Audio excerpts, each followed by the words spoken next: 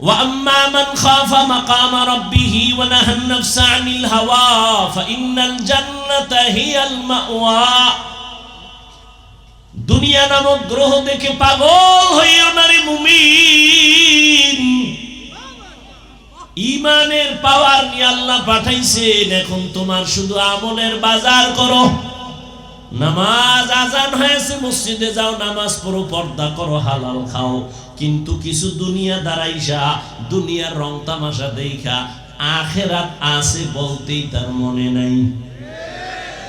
আল্লাহ বলেন লা ইয়াগুররান্নাকা তাকাল্লুবুল লাযিনা কাফারু ফিল বিলাদি মাতাউন কালিলুন সুম্মা মাওয়াহুম জাহান্নাম ওয়া বিইসাল মিহাদ।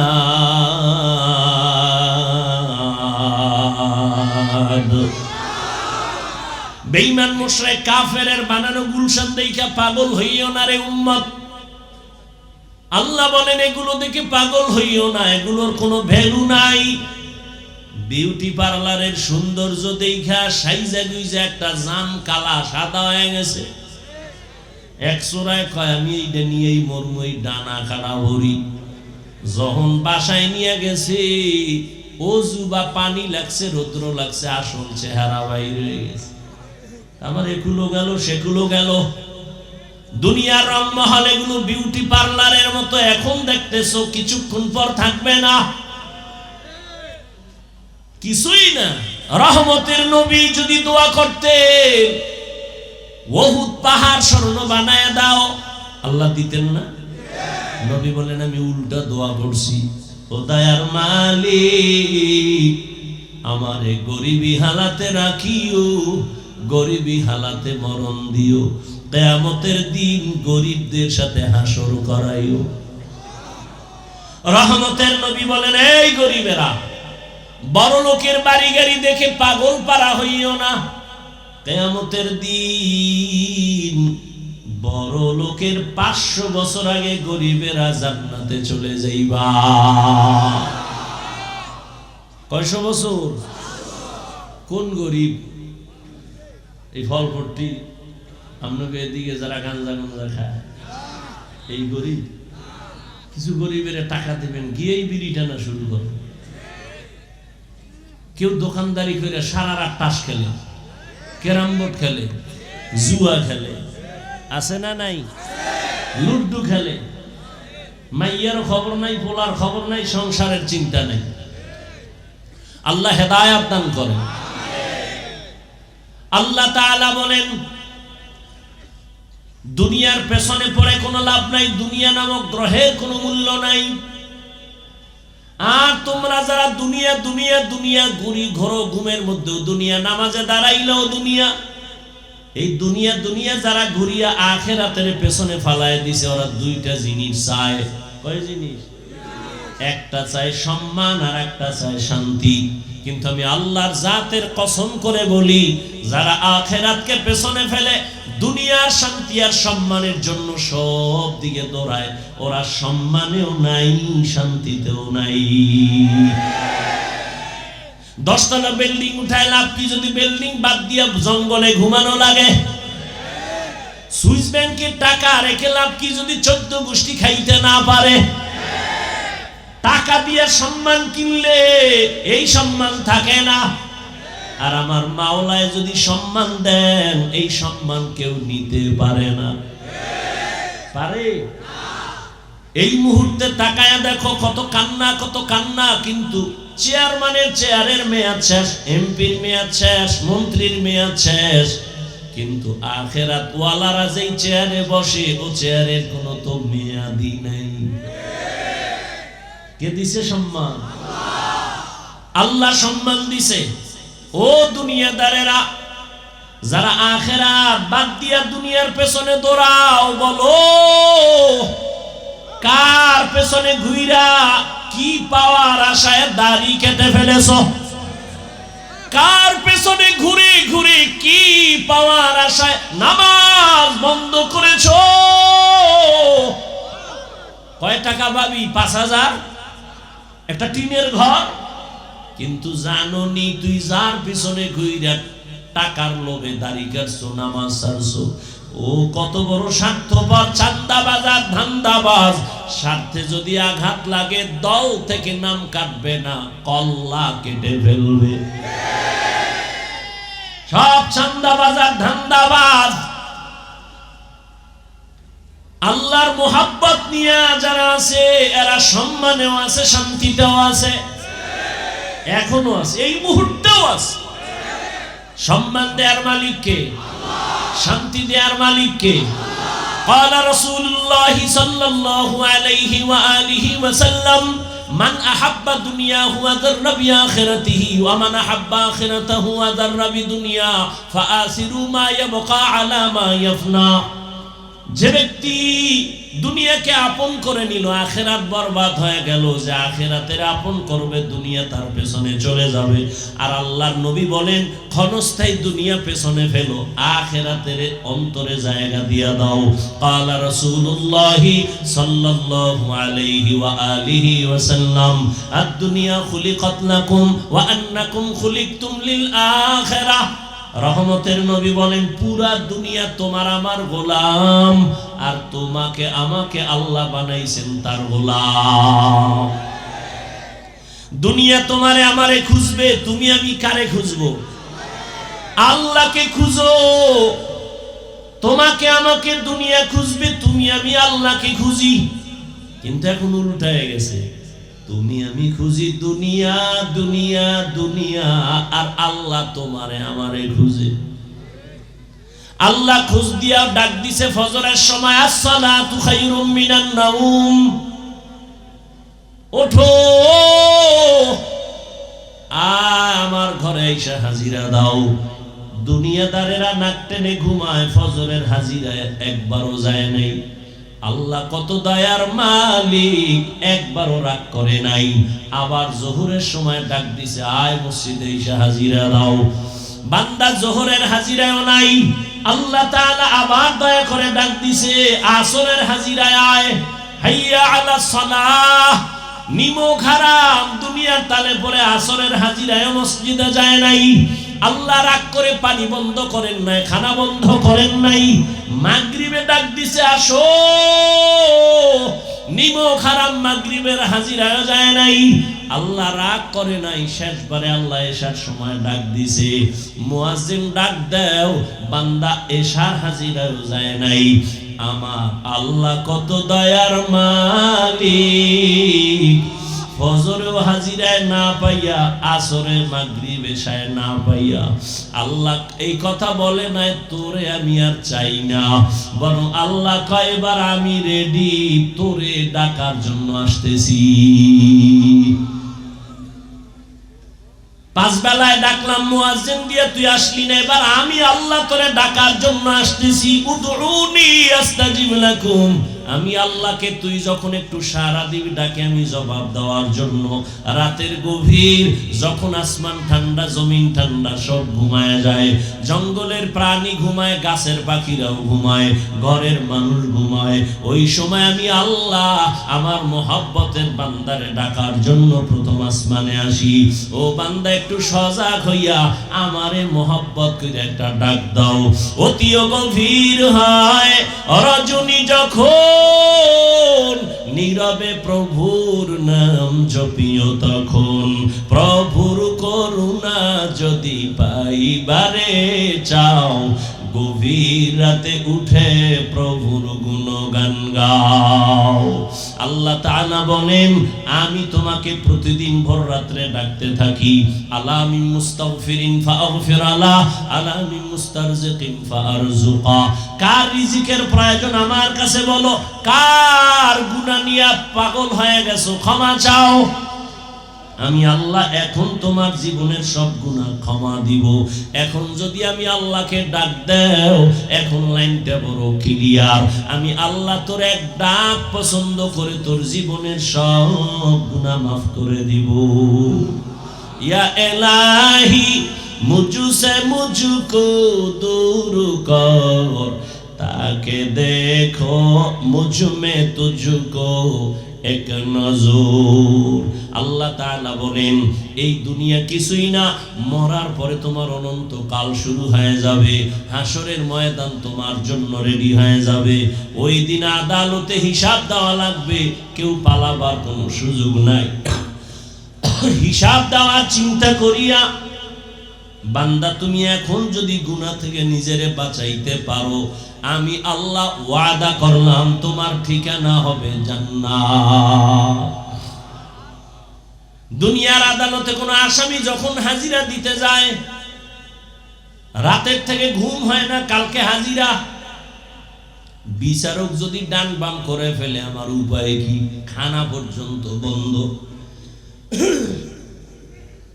আর আমার আল্লাহর আদালত তো আরো ভয়ঙ্কর আদালত। আল্লাহ পাকের আদালত এতটাই ভয়ঙ্কর, রহমতের নবী বলেন এই জমিন হবে কিয়ামতের মাঠ, আরাফার ময়দান হবে আল্লাহর বিচারালয়, আদালত। বিজ্ঞানীরা বলে জমিন থেকে 9,30,00,000 মাইল উপরে সূর্য। পৃথিবী নামক গ্রহটা যত বড়, পৃথিবীর থেকে সূর্য আরো 13 লক্ষ গুণ বড়। 9,30,00,000 মাইল উপর থেকে সূর্য তাপ দেয়। যদিও বিজ্ঞানীদের হিসাবে ভুল আছে, তারপর সাময়িক সময়ে যদি ধরেও নেই, সেই তাপ সহ্য করা যায় না। কি পরিমাণ গরম এই 2-3 বছর আমাদের দেশে পড়তেছে, কি পরিমাণ অসহ্যকর অবস্থা। আল্লাহর নবী বলেন কিয়ামতের দিন সূর্য নিচে চলে আসবে। 9,30,00,000 মাইল উপরের সূর্যের গরম সহ্য করা যায় না। কিয়ামতের দিন যখন নিচে নেমে আসবে, সূর্যের গরমে মাটির জমিনটা পুড়িয়া তামা হয়ে যাবে। নাফরমানের মাথার মগজগুলো ভাতের মারের মতো ফুটতে থাকবে। রহমতের নবী বলেন অন্যদিকে জাহান্নামের আওয়াজ। জাহান্নাম বলবে হে আল্লাহ, কই বেনামাজি গুনাহগার গুলো কোথায়? আমার পেটে দাও, আমার পেটে বড় ক্ষুধা। রহমতের নবী বলেন এমন হালাত ওদিকে আমার আল্লাহ রাগান্বিত আওয়াজ দিবেন, লিমানিল মুলকুল ইয়াউম লিল্লাহিল ওয়াহিদিল কাহ্হার। আমার আল্লাহ তাআলা যখন রাগান্বিত কুদরতি আওয়াজ দিবেন, হাসরের ময়দানটা থরথর করে কেঁপে উঠবে। রহমতের নবী বলেন নারী আর পুরুষগুলো উলঙ্গ দাঁড়াবে হাসরের মাঠে। আম্মা জান আয়েশা রাদিয়াল্লাহু তাআলা আনহা বলেন ইয়া রাসূলুল্লাহ, নারী পুরুষ যখন উলঙ্গ দাঁড়াবে একটু কি লজ্জা হবে না? রহমতের নবী বলেন লজ্জা হবে পরের কথা, এমন ভয়ঙ্কর হবে হাসরের মাঠ, একজন আর একজনের দিকে তাকানোরই কোনো হুঁশ থাকবে না। নবীরা পর্যন্ত হাসরের ময়দানে রহমতের নবী বলেন কান্না করবেন। এত পরিমাণ কান্না, উম্মতের কথা ভুলে যাবেন। এই ভয়টা যার অন্তরে ঢুকবে, গুনাহ ছাড়বে, আল্লাহ ওয়াদা দিলেন তাকে জান্নাত দিয়ে দিব। বাদশাহ হারুন রশিদের নাম আপনারা শুনছেন, বড় বাদশাহ, রাষ্ট্র চালায় আবার বুজুর্গ। তিনি একদিন ওলামায়ে কেরামদের তার প্রাসাদে, রাজপ্রাসাদে ডাকলেন, মেহমানদারি করালেন। কে? তার স্ত্রীর নাম জানেননি? জুবায়েদা খাতুন। জুবায়েদা খাতুন বড় আল্লাহর পেয়ারা বান্দি, নিজে কোরআনের হাফেজা, আবার তার কাজের মহিলা ছিল 100, সবাই কোরআনের হাফেজা। জুবায়েদা খাতুন সিদ্ধান্ত নিল আমার বাড়ির মধ্যে 24টা ঘন্টার সেকেন্ডে সেকেন্ডে যেন প্রতি মুহূর্তে কোরআনের তেলাওয়াতের আওয়াজ শুরু হয়ে যায়। কাজের মহিলাদের শিডিউল করে দিল, আধা ঘন্টা তুমি তেলাওয়াত করবা, তারপরে কাজে যাবা, এরপরে আর একজন আধা ঘন্টা, এইভাবে এমন ভাবে শিডিউল করলো জুবাইদার বাড়ির থেকে 24 ঘন্টাই কোরআন তেলাওয়াতের আওয়াজ।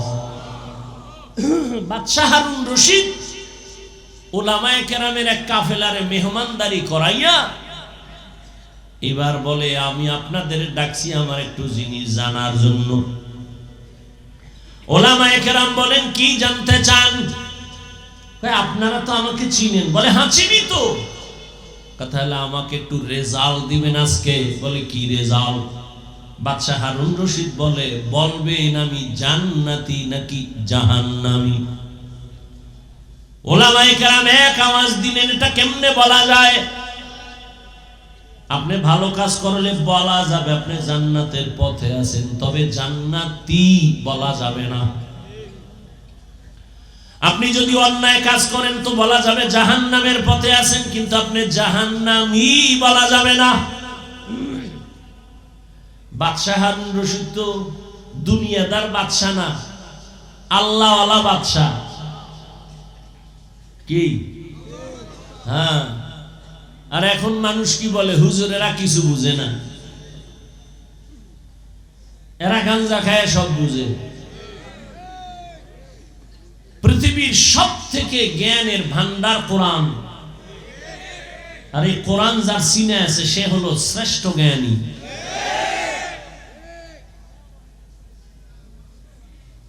এই প্রপাগান্ডা ছড়ায় যারা আলেম থেকে জাতিকে আলাদা করতে চায়। কেন? কয় আলেমের পেছনে যদি মানুষ চলে যায় তো আমগো ধান্দাবাজি, চুরি, দুর্নীতি করা যাবে না। আল্লাহ হেদায়েত দান করুন। ভাইরা আমার, আল্লাহর আদালতে দাঁড়াইয়া হিসাব দেওয়ার ভয় যতক্ষণ পর্যন্ত আল্লাহর কসম অন্তরে আসবে না, ততক্ষণ পর্যন্ত জমিন থেকে দুর্নীতি, চুরি, ডাকাতি বন্ধ করা যাবে না। রহমতের নবীর হাতে করা সাহাবী ওমরে ফারুক রাদিয়াল্লাহু তাআলা খেলাফতের দায়িত্ব রাষ্ট্র চালাইতেছেন ওমর। রোম সম্রাট বলে, ওমরের এত দাপট কেন? সবাই ভয় পায় কেন এই ব্যক্তিটারে? যাও তো দেখো তো তার আশেপাশে তার বডিগার্ড কত হাজার। গোয়েন্দারা এসে দেখে, রিপোর্ট দিল, এই রোম সম্রাট, ওমর নামের ব্যক্তির কোনো গার্ড নাই, একা একা চলে, একা একা চলে, তার এত পাওয়ার। সেই ওমর যে রাস্তা দিয়ে চলে, শয়তানও রাস্তায় চলে না। ঈদের বাকি আছে আর 2-3 দিন, বিবি একদিন বলে, খলিফাতুল মুসলিমিন, সামনে ঈদের আনন্দ, আমাদের বাজার লাগবে না, সন্তানদের জন্য কিছু কাপড় কিনা প্রয়োজন। বলে, আমার কাছে টাকা নাই। কে কয়? কারে কয়? কোন সময়? রাষ্ট্র যখন চালাচ্ছেন ওমর, সেই সময় বলে। ওমর বলে, আমি পোশাক কিনবো কিভাবে, টাকা নাই। এবার বিবি বুদ্ধি দেয়, আপনি অর্থ মন্ত্রণালয়ের যে জিম্মাদার আছে, দায়িত্ব আছে, তাকে চিঠি লেখেন আর বলে দেন 1 মাসের অগ্রিম টাকা দিয়ে দিতে, 1 মাস অগ্রিম বেতন। ওমর চিঠি লিখলেন, বাহককে বললেন, যাও, আবু উবায়দা ইবনুল জাররাহ অর্থ মন্ত্রণালয়ের দায়িত্বে আছে, যাও আমার চিঠি দাও। বাহক চিঠি নিয়ে যখন আবু উবায়দার কাছে চলে গেলেন, আবু উবায়দা চিঠি দেখা হাউ মাউ করে কান্না শুরু করলেন। দেখছেন নি কারবার, হারকে দারাত খৌফে হক দর দিল মাদাম জান্নাতুল মাওয়া দেহদ ও রামাকাম। আবু উবায়দা কান্না করে উল্টা আরেকটা চিঠি লিখলেন ওমরের কাছে, খলিফাতুল মুসলিমিন, আপনার কাছে আমার দুইটা প্রশ্ন লিখে দিলাম, জবাব দিলে আমি 1 মাসের অগ্রিম বেতন দিয়া দিব। আপনি অর্ডার দিলে তো সব দিয়া দেওয়া উচিত, কিন্তু যেহেতু আল্লাহকে ভয় করি সে কারণে চিঠি লিখলাম, উল্টা 2 প্রশ্নের জবাব দিবেন, 1 মাসের অগ্রিম দিয়ে দিবেন। ওমরের কাছে যখন বাহক চিঠি দিয়ে দিল, খলিফাতুল মুসলিমিন ওমর চিঠি দেখা তিনিও কান্না শুরু করলেন। ওমর চোখের পানি ছেড়ে কাঁদতেছেন। চিঠির মধ্যে 2 প্রশ্ন লেখা। 1 প্রশ্ন হলো, ওমর খলিফাতুল মুসলিমিন, আপনি যে আগামী 1 মাসের অগ্রিম টাকা চাইলেন, গ্যারান্টি দেন আপনি আগামী মাস বাঁচবেন নি? মৌত কাসিন কুল্লু নাসিন শারেবু কবরু বাইতিন কুল্লু নাসিন দাখিলু। ওমরের অন্তরে চোট লেগে গেল। দ্বিতীয় প্রশ্ন, খলিফাতুল মুসলিমিন, আজ আপনি ক্ষমতার চেয়ারে আছেন, আগামী মাস আপনি চেয়ারে থাকবেন কিনা, জনগণ রাখবে কিনা গ্যারান্টি? আগামী মাস জনগণ রাখবেনি নাকি আপনি জোহরের আগে যেতে হবে? গ্যারান্টি দেন, আগামী মাস বাঁচার গ্যারান্টি দেন। ওমর চোখের পানি ছেড়ে দোয়া করে, হে মালিক, আমার আবু উবায়দারে তুমি কবুল করে নাও। আমার অন্তর চোখ আমার আবু উবায়দা খুলে দিল। हर के दारन खौफे हकदार दिल मदम जन्नतुल मावा देहद ओ रामकाम। বাদশা হারুন রশিদ বলে, বলো আমি জান্নাতি না জাহান্নামী? সব আলেম বললেন এটা বলা যাবে না। হারুন রশিদ কতে খাওয়াইলাম ফাও, যেই ভিআইপি মেহমানদারি করাইলাম, আমারে বলবেন আমি জান্নাতি না জাহান্নামী? আপনি বলেন পারেন না, বলা যাবে না। কি আর করার, আলেমের উপরে কথা তো আর বলাই যাবে না। আল্লাহর কুদরত। ওই মজলিসের পেছন দিকে একটা বালক ছিল 9 বছরের। 9 বছরের বালক দাঁড়ায় গেছে পেছন থেকে। বাদশা জাহাপনা, যদি অনুমতি দেন আমি বাচ্চা মানুষ একটু কথা বলবো। বাদশা হারুন রশিদকে বলো। বললে কিরম সুরে বলা যাবে? আমাকে সামনে আসার রাস্তা দেন।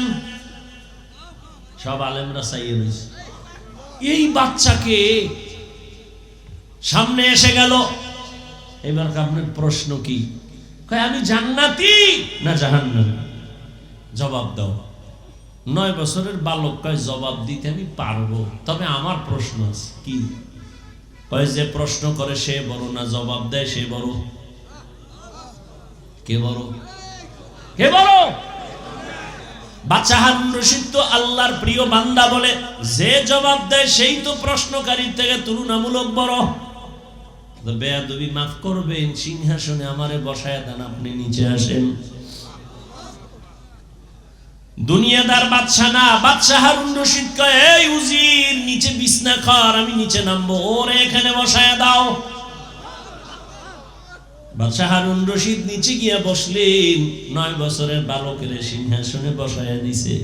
বালক তো যেমন তেমন না, সিংহাসনে বসেই কয়, বাদশাহ মাওলায় যদি কবুল করে ইলমের সম্মান এমনই হয়।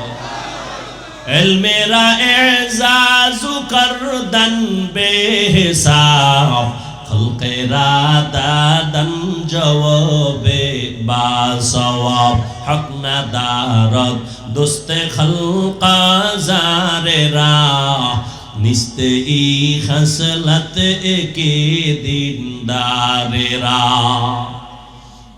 বাচ্চা নিচে বসে গেলেন, বালক এখানে বসিয়া বুঝাই দিল ইলমের সম্মান আল্লাহ যদি দেন তো এমনই হয়। এত বড় বাদশা নিচে, আমি বালক উপরে, কে দিছেন সম্মান?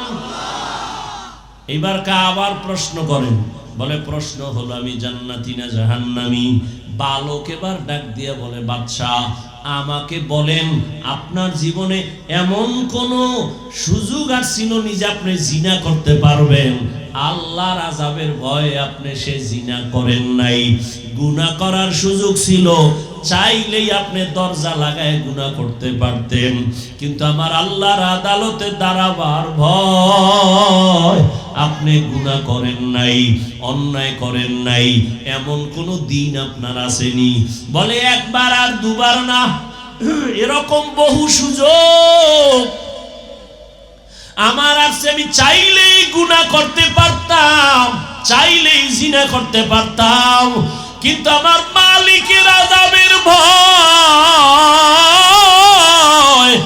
আমি আল্লাহর আদালতের ভয় আমি গুনাহ থেকে নিজেকে বাঁচায় ফেলছি। বালক ডাক দিয়া কয়, বাদশা আমি নিশ্চিত বললাম আপনি জান্নাতি।